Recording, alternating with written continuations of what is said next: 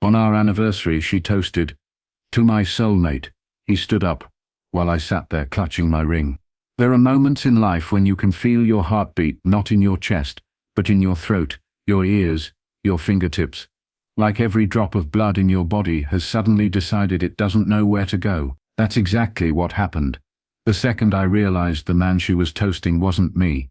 My wife, my partner of 7 years, stood in front of a crowded restaurant, her glass raised high, her voice clear and bright, and she said those words. And before I could even process them, before I could even smile weakly and pretend she was talking about me, another man, my best friend, stood up from his seat across the table. I don't think I breathed for a full minute. I sat there, hand clenched around my wedding ring, so tightly it dug into my palm, staring at the two of them. She was smiling, radiant, as if she'd just announced something everyone already knew. And he didn't even look embarrassed. He didn't hesitate, didn't flinch. He just stood, glass in hand, like it was the most natural thing in the world. My friends shifted uncomfortably. Some stared down at their plates. A few whispered, but no one said anything. And me, I sat frozen, my throat dry, my stomach hollow, the laughter of the restaurant around us fading into a dull roar in my head. It was supposed to be our night.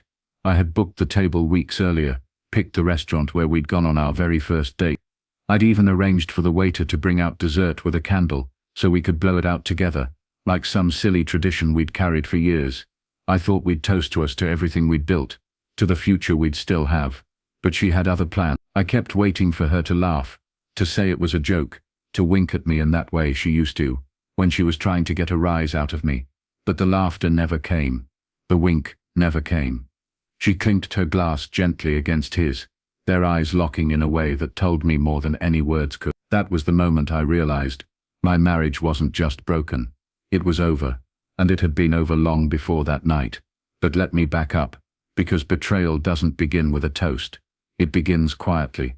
Looking back, the signs were all there. The late nights at the office, the sudden silences when I walked into the room, the way her phone was always face down on the table. I'd asked her once, jokingly, "Got a secret admirer?" She'd laughed, rolled her eyes, and said, "Don't be ridiculous." And I believed her, because that's what you do when you're in love. You believe. Even when the truth is staring you in the face, you choose the lie because it's softer, easier, less terrifying. And him, God, him, my best friend since high school, the guy who stood beside me at my wedding, who toasted to our future, who promised me he'd always have my back. He was at our house constantly. Sunday barbecues, late-night beers, watching games on the couch. I thought of him as family. I trusted him as family. And that's why I never saw it. Or maybe I did, and I just didn't want to. There were moments, small ones, that seemed off. The way their conversations flowed a little too easily. The way she laughed at his jokes harder than she did at mine. The way he'd look at her when he thought I wasn't watching. I brushed it off. I told myself I was being paranoid, insecure. That's the trick of betrayal.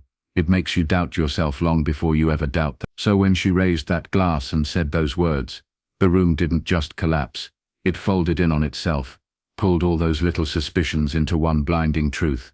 And in that moment, clutching my ring like it was the last anchor I had, I understood I wasn't her soulmate. I never had been. I didn't storm out. I didn't shout. I didn't throw my drink in her face. Though every cell in my body screamed to do something, I sat there, silent, watching, because sometimes silence is louder than rage. After the toast, the dinner went on awkwardly. Plates were cleared, drinks were poured, conversations stuttered, and died. She kept glancing at me, maybe expecting me to react, to fight, to make a scene. But I didn't give her that satisfaction. He avoided my eyes completely, too busy basking in the glow of her attention. When dessert came, the candle I'd arranged for, they laughed, together. She blew it out, not even looking at me. And I realized something then. They thought they'd won. They thought they'd humiliated me, erased me, written me out of the story. But they underestimated me, because betrayal doesn't end with humiliation. That's just where it begins. I went home that night, alone. She didn't come with me. She left with him, openly, like there was no longer any need to pretend. I drove back to our house, walked into the bedroom we'd shared for years, and sat on the edge of the bed. The ring I'd been clutching all night slipped from my hand, landed on the floor with a dull clink, and in that sound, I heard something shift. Something in me harden. I knew I couldn't save the marriage. I knew I couldn't undo the betrayal. But I also knew I wasn't going to let them walk away clean. They wanted to make a show out of my humiliation. Fine. But the show wasn't over yet, because if she thought the toast was the ending, she hadn't realized I was only just beginning to write the second act. That night, after the anniversary dinner, I didn't sleep. I didn't even try. I sat on the edge of the bed in the half-dark, staring at the ring on the nightstand. My hands kept clenching and unclenching like they needed something to break, but I didn't move. I couldn't. All I could hear was her voice, ringing over and over again in my head. To my soulmate. And then the sound of chairs shifting, glasses clinking, and him, standing up while I sat there like a fool. People think betrayal is loud, explosive, a storm you can't miss. But it isn't. It's quiet at first. It's the silence between texts, the pauses in conversations, the laughter that doesn't include you anymore. And then when it's finally ready to show itself, it doesn't whisper, it screams. That toast was the scream. But the betrayal had been whispering to me for months, maybe years. I should have been angry, but what I felt most that night was numb. Numbness so heavy it sat on my chest like a weight. I kept asking myself how long they'd been planning it. Was it months? Years?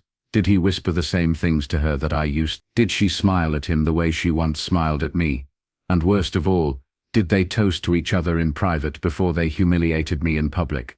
By morning, though, the numbness began to shift. Something inside me hardened. It wasn't rage exactly. It was colder than rage. Sharp. Rage makes you reckless. This was different. This was clarity. They thought I'd been erased. They thought I'd sit there clutching my ring forever while they walked off hand in hand, the whole world believing their story. But they'd forgotten one thing. I knew their tells, their habits, their weaknesses, and if they wanted to turn my life into a performance, then I'd make sure the final act was mine to write. The first step was silence. I cut her off completely.